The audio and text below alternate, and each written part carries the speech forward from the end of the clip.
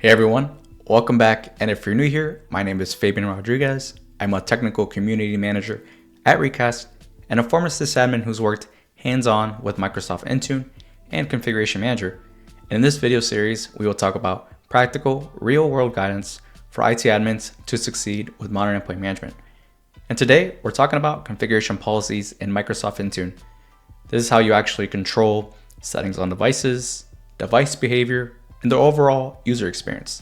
So in this video, I'll walk you through what configuration profiles are, how they compare to group policy, the different ways to create them, and when to use each approach. So by the end of this, you should feel a lot more confident mapping what you already know into how Intune works today. Configuration policies in Intune are also called configuration profiles, and they are also how you define and enforce settings on devices. These settings can control things like password requirements, device restrictions, Wi-Fi, and VPN profiles. So if you think about it, configuration policies essentially are how you standardize and control devices at scale. And if you worked with group policy, this will feel familiar, but also a little different. With GPOs, policies are tied to on-prem Active Directory. Those devices must be domain joined, and management happens when inside of your network. With Intune, policies are cloud-based. Devices can be anywhere, and management is tied to identity, not location. So instead of thinking, is this device on the network? You're now thinking, is this device enrolled and managed? Also, instead of organizational units and GPO linking, you're using entry groups and assigning policies directly in the cloud.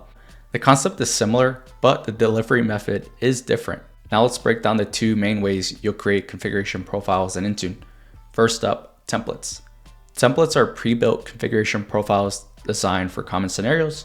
For example, device restrictions, endpoint protection, Wi-Fi, or VPN configurations. These are great because they're easier to use, they simplify common setups, and they reduce the risk of misconfiguration. And if you're new to Intune, templates are a great starting point. Next is the settings catalog. This is the most flexible and most powerful option. The setting catalog gives you a huge list of individual settings, very similar to what you see in group policy. Fine-grained control over device configuration. This is especially useful if you're recreating existing GPOs, you need very specific settings, or you want more control than templates provide. Think of this as your advanced mode. So the big question is, when should you use each? Here's a simple way to think about it. Use templates when you want to start something quick and straightforward. You're configuring common scenarios. You don't need deep customization. And using the settings catalog when you're migrating from GPOs, you need detailed control. You want to fine-tune specific settings. And it's important to note that a lot of organizations use both. So start with templates, then move to settings catalogs as your needs grow. Now let's talk about something really practical, apps and user experience. Configuration policies don't just apply to the OS. You can also manage Microsoft Edge, other browsers like Chrome via admin templates, and Microsoft 365 apps. For example, you can control the homepage settings in Intune.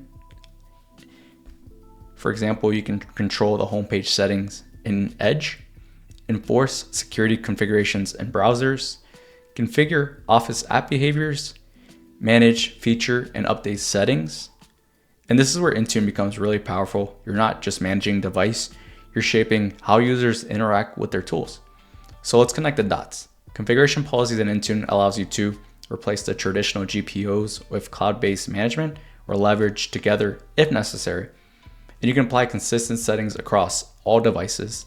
You can customize both system and application behavior. And the key building blocks are templates are for simplicity, setting catalogs are for more flexibility. And if you're getting started, here's what I'd recommend. Identify a few GPOs you already use today. Try recreating them in the settings catalog. Use templates for quick wins like device restrictions. Start exploring browser and Office configuration settings. Assign policies to test groups before rolling out widely. So you don't have to migrate everything at once, but this is where the transition really begins. And before we wrap up, if you're already working with Intune and looking to make things a bit easier, tools like Recast can help. With right-click tools and application workspace, you can get faster fixes, better visibility, and simplify how you manage those devices and applications. You can download the right-click tools for Intune for free. Check the description below if you want to learn more. All right, that's it for this one. Thanks for watching, and I'll catch you the next one. Thanks.